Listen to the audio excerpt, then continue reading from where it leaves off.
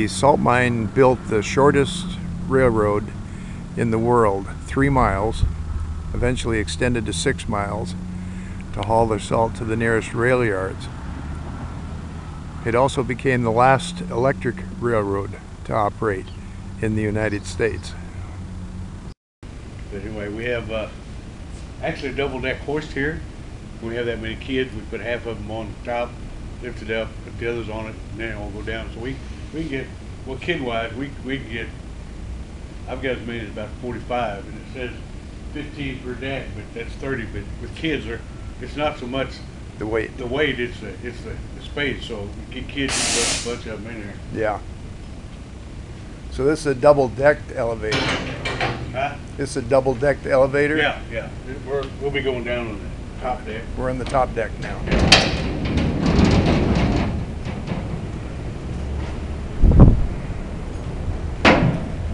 And we go down in the dark unless you need a light on. Oh, okay. Mine will go down in the dark, so we try to give everybody the feeling of being a miner. We've been running at 600 feet per minute. I'll be able to tell when we get going. If we're not too busy, we slow it down to 300 feet per minute, so less wear and tear. Both of them decided not to go down. One of them went down, but she got on the hoist. I didn't punch the button, shut the door. We started down. She said, "I got to get off." I says, It's too late, huh? Computer's got us. I can get you down there, and I can't bring you right back up. So I did that. We're 650 feet below the surface in what's called the Great Room, which is 300 feet long and I believe 40 feet wide. They started mining salt in the 1920s, and they can continue mining it at the present rate for the next 2,500 years. The floor is made with salt creek, which is similar to concrete, except they use salt instead of gravel and sand. It would, of course, dissolve if water was on it. Equipment is too expensive to dismantle and take out, so they simply abandon it.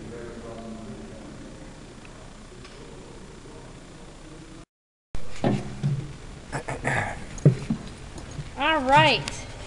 Well, just a couple things. Keep your hard hat on, your rescuer on. All right. And we'll be good. Might have to watch out for my big old boot here, but yeah, I noticed there you're kind of gimping around. Yeah, I'm kind of gimping just a little. We're gonna head out into the dark.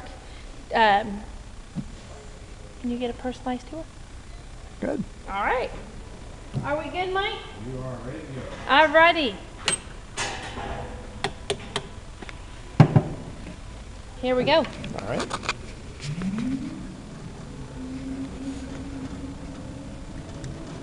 Would a tram run over you?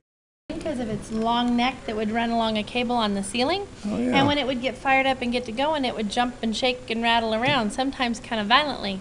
So much so that it would gallop off the track. Oh, so then the miners had to pick it up and put it back on. So that's how it got its name, the Galloping Goose. Now, what was the cable for? The cable was just the electrical power Oh, that would power. make it go. Yep.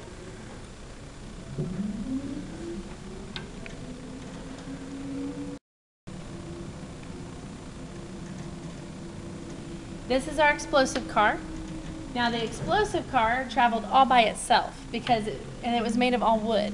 And the reason why is they didn't want to take a chance of a spark flying up and there being a great big huge explosion.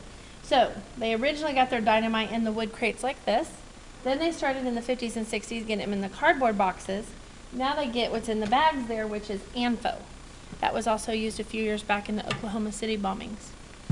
Even the wheels are wooden? No, those are metal. But that was what would send the track, and our track guys went out and found the track and brought it up here and relayed it for our train ride. Now this particular area was mined out in the 40s and 50s. It's the pillar and room method of mining. All the pillars you see are about 40 to 50 feet in diameter. All the rooms in between are about 50 feet.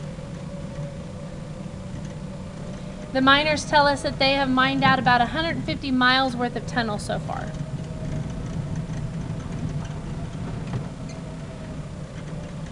And how long ago was this area mined? This was mined out, this area, in the 40s and 50s. In the Okay. 1940s and 1950s. This is the way the surface, the floor would normally be? After they mined it and come in and clear it out, yep, this is how the floor would be. It's probably a little smoother because once they go in and they blast, they get kerfs in the floor. which are like little bumps. But because we've driven it so much, it's kind of smoothed out somewhat. Yeah. Now over here on this wall, not only do you get kerfs, you also get what are called rib walls. Red salt. Okay. This is the red salt again. Now, at one point in time, the miners would not mine this because it's very bitter tasting, so much so that the animals don't like it, people didn't like it, so they wouldn't mine it. They'd mine around it. Well,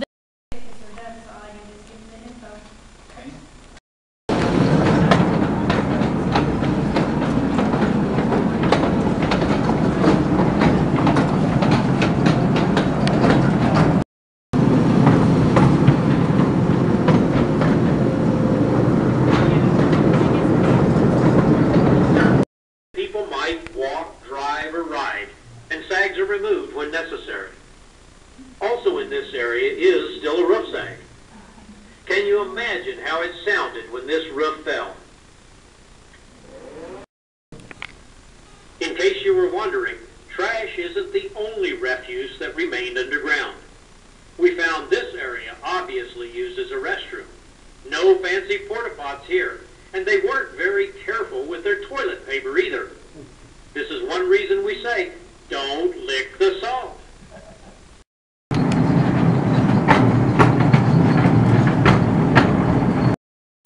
It's an example of the underground storage that they also perform here at the salt mine. Includes movie props, films, data of all sorts. Batman costume worn by George Clooney. The vehicles are regular automobiles purchased, stripped of everything unnecessary, and brought down in pieces. They burn diesel and recently switched to biodiesel made from soy. Much like a chainsaw, they'll undercut the area where they're going to blast. This display tells about the bacteria 250 million years old, dormant in water inside the salt, which once released came back to life.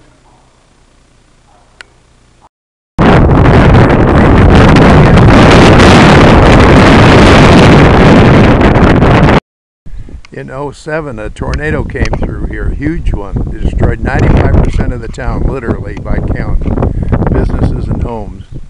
Unlike most Kansas cities that are destroyed like that, and that's the end of them, this one decided to stay on. And they're completely rebuilding the whole downtown area.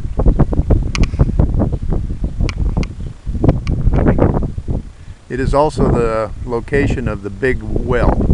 This is a hand-dug well back in the steam railroad days. 109 feet deep, 35 feet wide, has 15 feet of water at the bottom.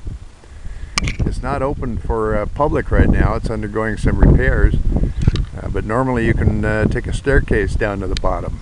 Not that I would, but some people do. We're in Lamar, Colorado. These plain states are pretty hot on wind energy. And this is just one blade of one of those, the larger turbines that you see working.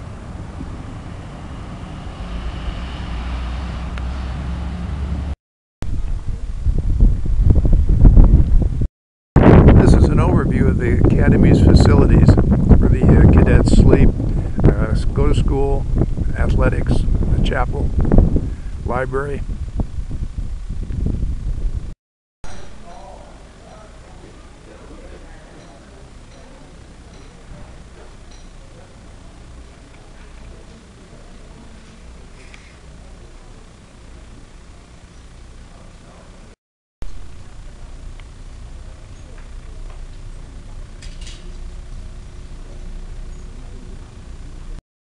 A closer view of the chapel, made of aluminum and glass, reflecting that if the men and women are going to fight and die inside aluminum and glass, they can also worship in the same building of the same material. This is the academic and dormitory area of the campus. Most of the base is off limits to visitors. It is, after all, a working campus, And this is a year-round campus. These folks don't take the summer off. In fact, that's when their very active military training becomes more intense. This is one of the few displays that I was able to get even close to.